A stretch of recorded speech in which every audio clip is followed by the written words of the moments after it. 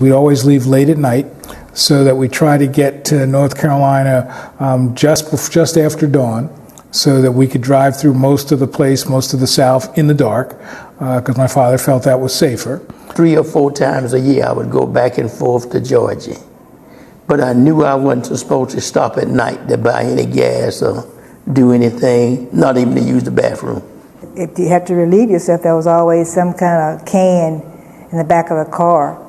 And mostly for the adults, because with the children, they just opened both of the car doors, and the kids stood between the car doors and used the potty. Washcloths, some wet, wrapped up in wax paper. I don't recall that we even, in my early travels, that we didn't have any plastic bags. Yeah, it was wrapped up in wax paper because we'd have to use the bathroom on the side of the road.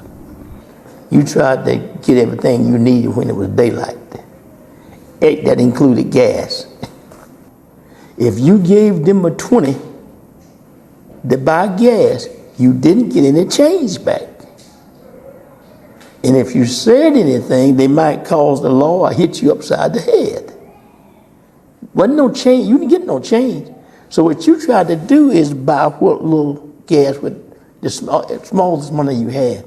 We would look at green books and we would look at things to sort of help us figure out where we could go. But the one thing I remember more consistently was that my father believed that the only place you bought gasoline from was from Esso, which is now Exxon.